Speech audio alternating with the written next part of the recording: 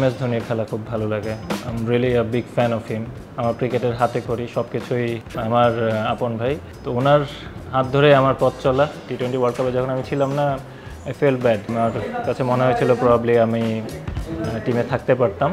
2021 সালের টি-20 বিশ্বকাপে তিনি ছিলেন বাংলাদেশ দলের অধিনায়ক। পরের আসরেই তাকে বাদ দেয়া হলো। শুধু বাদ নয়, লাল সবুজের ক্রিকেটাঙ্গন থেকেই তার নাম মুছে ফেলার চেষ্টা করা হলো। কিন্তু ফিনিক্স পাখির মতো ধ্বংসস্তূপ থেকে ঠিকই মাথা তুলে দাঁড়িয়েছেন, ফিরেছেন রাজার মতো করেই। বাদ পড়া থেকে আবার ফিরে আসার এই সময়টা কেমন ছিল রিয়াদের? 2022 ওয়ার্ল্ড কাপে যখন আমি T20 ওয়ার্ল্ড কাপে যখন আমি ছিলাম না, আই ফেল ব্যাড।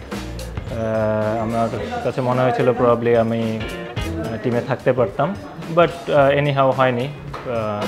এবং ওটার জন্য আমার কোনো হার্ট ফিলিংসও নেই।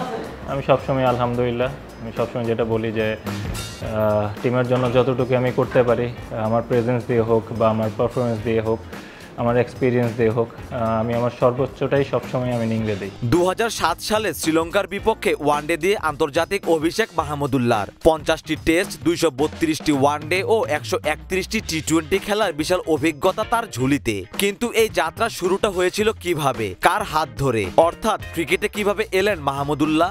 আমার আপন ভাই, তো উনি ক্রিকেট খেলতেন। তো ওনার হাত ধরে আমার পথ চলা, আমার ছোটোবেলার পথ চলা শুরু। আমার ক্রিকেটের হাতে খড়ি সব কিছুই ওনার মাধ্যমে। ভাইয়াই সবসময় আমার অনুপ্রেরণা ছিল। মাঠের বাইরে ভাই দ্বারা অনুপ্রাণিত মাহমুদুল্লাহকে কোনো ক্রিকেটার কি অনুপ্রাণিত করে? সাইদ আনোয়ারের খেলা খুব ভালো লাগতো যখন আস্তে আস্তে খেলা বুঝতে শুরু করেছি। MS ধোনির খেলা খুব ভালো লাগে। আই রিয়েলি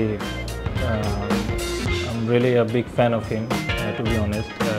ওনার টেম্পারমেন্ট, ওনার কামনেস, অনেক কিছু শিখার বিষয় আছে, তো এই জিনিসগুলো আমার ভালো লাগে। শান্ত মেজাজের ক্রিকেটার হিসেবে আলাদা খ্যাতি আছে মাহমুদুল্লাহর। চাপের মধ্যে নাকি তার সেরাটা বেরিয়ে আসে। অনেকবারই তেমন পারফরমেন্স দেখা গেছে মাহমুদুল্লাহর ব্যাটে। এবার কি হবে? 38 বছর বয়সে মাহমুদুল্লাহর এটাই সম্ভবত শেষ বিশ্বকাপ। শেষটা নিশ্চয়ই রাঙিয়ে যেতে চাইবেন, মনে মনে তেমন আশা তো সবারই থাকে। তবে মাহমুদুল্লাহ যে আপাদমস্তক টিমম্যান, সেটা আবারও বুঝিয়ে দিলেন।